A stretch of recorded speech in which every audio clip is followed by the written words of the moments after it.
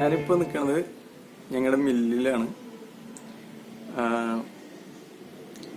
ഞങ്ങൾക്ക് മില്ലുണ്ടെന്ന് ആരോടെങ്കിലും പറഞ്ഞാൽ അടുത്ത ചോദ്യം എന്താണെന്ന് പറയും.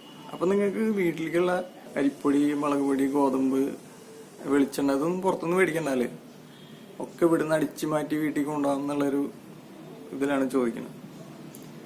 അപ്പോൾ പല ആളുകൾക്കുണ്ട് അങ്ങനെ സംശയം, മില്ലിലുള്ള ആളുകൾ മുഴുവൻ ഇവിടുന്ന് സാധനങ്ങൾ അടിച്ചു മാറ്റി വീട്ടിൽ കൊണ്ടുപോകാന്ന്. അപ്പോൾ അത് വെറും തെറ്റിദ്ധാരണയാണ്. അതിൽ ഏറ്റവും കൂടുതൽ തെറ്റിദ്ധരിക്കപ്പെട്ടിട്ടുള്ള ഒരു സംഭവമാണ് ഈ ഒരു മെഷീന്റെ സൈഡിലുള്ള ഈ ഒരു തുണി. അത് പൊടി അടിച്ചു മാറ്റാൻ വേണ്ടി വെച്ചിട്ടുള്ളതാണെന്നാണ് പല ആളുകളുടെ ഒരു ധാരണ. ഇവിടെയാണ് നമ്മൾ അരി, ഗോതമ്പ് ഇതൊക്കെ ഇടുക. ഇത് നേരെ ഇതിന്റെ ഉള്ളിൽ വന്നിട്ട് പൊടിച്ച് ഈ ഭാഗത്തു കൂടി പാട്ടയിൽ വീഴുക ചെയ്യുക. അപ്പോൾ ഈ പൊടി വരുന്നതിന്റെ കൂടെ എയർ തള്ളും, ഭയങ്കര ഫോഴ്സിൽ എയർ വരും. അപ്പൊ നമ്മള് ആ എയർ ഡയറക്റ്റ് ഇതിലേക്ക് തള്ളിയ പൊടി ഇതൊന്നും തൂളി പുറത്തേക്ക് പോകാൻ സാധ്യതയുണ്ട്. അപ്പൊ ആ എയർ വരുന്നതിനെ ഒന്ന് മയപ്പെടുത്താൻ വേണ്ടിയിട്ടാണ് നമ്മള് ഈ സൈഡില് ഇങ്ങനെ ഒരു സാധനം കിട്ടിയിട്ടുള്ളത്. അപ്പൊ ഡയറക്റ്റ് അതിലേക്ക് എയർ വരാണ്ട് കുറച്ച് എയർ ഇതിന്റെ ഉള്ളിലേക്ക് കയറി പോകും. അപ്പൊ അതൊന്ന് അതിന്റെ പ്രഷർ ഒന്ന് കുറയും. അപ്പൊ അതിനു വേണ്ടിയിട്ടാണ് ഇത് വെച്ചിട്ടുള്ളത്, അല്ലാണ്ട് അടിച്ചു മാറ്റാനുള്ള ഒരു സെറ്റപ്പ് അല്ല. അപ്പൊ ഇനി ബാക്കിയുള്ള കാര്യങ്ങൾ കാണിച്ചു തരാം.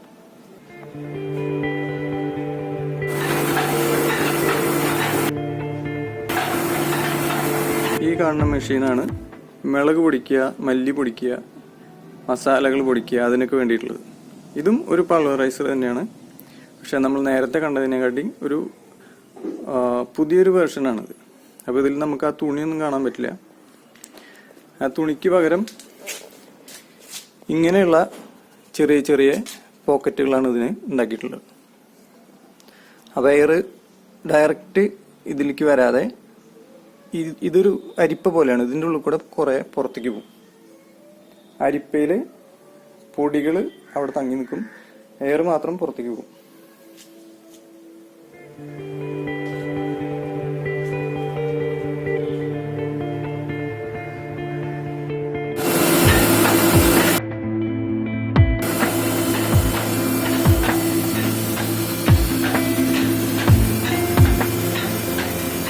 ഇതിന്റെ സൈഡൊക്കെ നമ്മൾ നന്നായി കവർ ചെയ്തിട്ടുണ്ട്. കാരണം എന്താണെന്ന് വെച്ചാൽ ഈ മിളക് പൊടിക്കുമ്പോൾ ഭയങ്കര മിളകിന്റെ മണം വരും. അപ്പൊ അടുത്തുള്ള വീട്ടുകാർക്കൊക്കെ ഭയങ്കര ബുദ്ധിമുട്ടുണ്ടാവാൻ സാധ്യതയുണ്ട്. അപ്പൊ അതിന് നമ്മൾ നന്നായി ഇവിടെ ഒക്കെ കവർ ചെയ്തിട്ടുണ്ട്. പിന്നെ ഇതാണ് ഇതിന്റെ മെയിൻ സ്വിച്ച് ബോർഡ്, ഫ്യൂസ്, അങ്ങനെ ഐറ്റംസ് ഒക്കെ, മീറ്ററൊക്കെ അവിടെ ഉണ്ട്.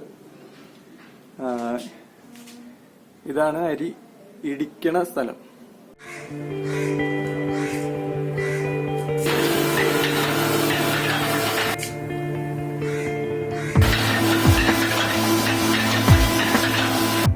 അരി ഇടിക്കണത് ഇപ്പോൾ അധികം സ്ഥലത്ത് കാണാൻ പറ്റില്ല നമുക്ക്. കാരണം എന്താന്ന് വെച്ചാൽ കൂടുതലും പൾവറൈസർ ഉപയോഗിക്കുന്നത്. അരി ഇടിക്കുക എന്ന് പറഞ്ഞാൽ കുറച്ച് അധ്വാനമുള്ള പണിയാണ്. പൾവറൈസറിൽ നമ്മൾ അരി ഇട്ട് കഴിഞ്ഞാൽ അപ്പുറത്തു കൂടെ പൊടിയിട്ട് വരും, ഒരു പണിയില്ല. പക്ഷെ ഇതെങ്ങനെയാന്ന് വെച്ചാൽ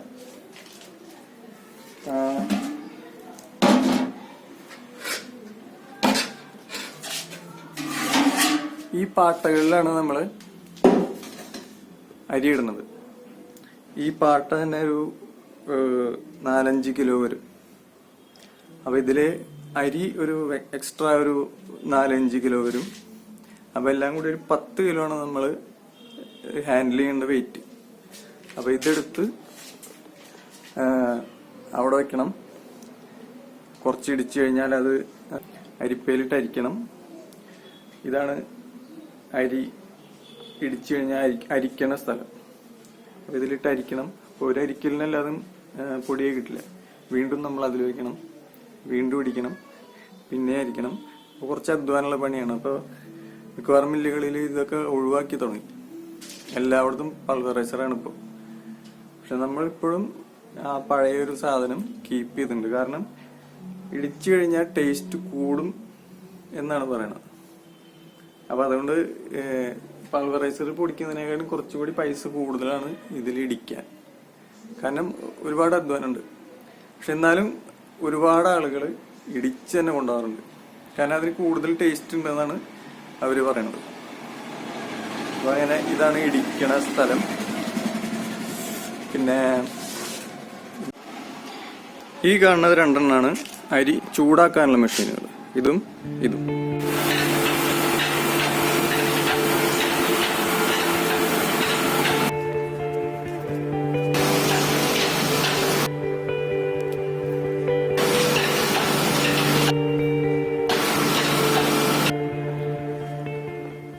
ഇതിലാണ് നമ്മൾ അരി ചൂടാക്കുക, അതുപോലെ അവലോസ് പൊടി ഉണ്ടാക്കുക, അങ്ങനെയുള്ള പരിപാടികളൊക്കെ ഈ രണ്ടെണ്ണത്തിലാണ്. പിന്നെ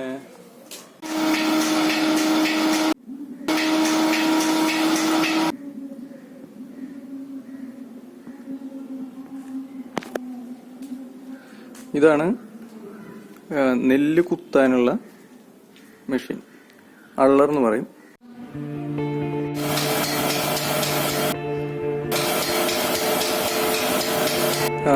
ഇതില് ഇവിടെ നമ്മള് നെല്ലിടും.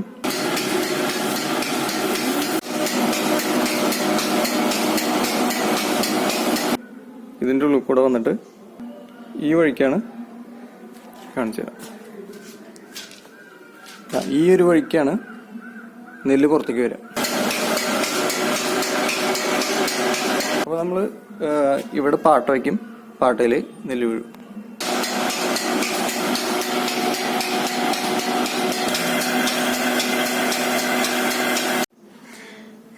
ഈ കാണുന്നതാണ് കൊപ്ര ആട്ടണ മെഷീൻ, എക്സ്പെല്ലർ എന്ന് പറയും.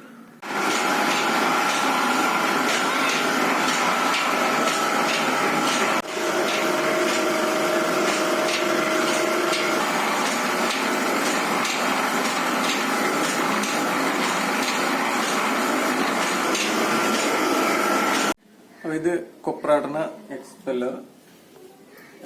പിന്നെ ഇവിടെ ഇതാണ് കൊപ്ര കട്ട് ചെയ്യാനുള്ള മെഷീൻ. നമ്മൾ ഇവിടെ കൊപ്ര ഇട്ട് കഴിഞ്ഞാൽ അതിന്റെ അടിയിൽ ചെറിയ ചെറിയ പീസുകളായിട്ട് വരും. എന്നിട്ട് ആ പീസുകളായിട്ടുള്ളതാണ് നമ്മൾ കൊപ്ര ആട്ടണ എക്സ്പെല്ലറിൽ ഇട്ട് കൊടുക്കുന്നത്. പിന്നെ ഇതിന്റെ എണ്ണ താഴെ പാട്ടയിൽ വന്ന് വീഴും, പിണ്ണാക്ക് ഇവിടെ വന്ന് വീഴും. അപ്പൊ ഇങ്ങനെയൊക്കെയാണ് നമ്മുടെ മില്ലിന്റെ കാഴ്ചകൾ.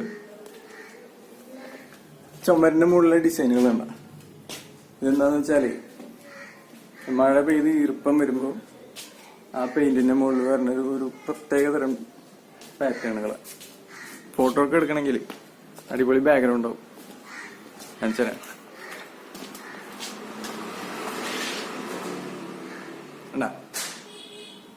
ഒരു അബ്സ്ട്രാക്ട് ബാക്ക്ഗ്രൗണ്ട് പോലെ ഇല്ലേ?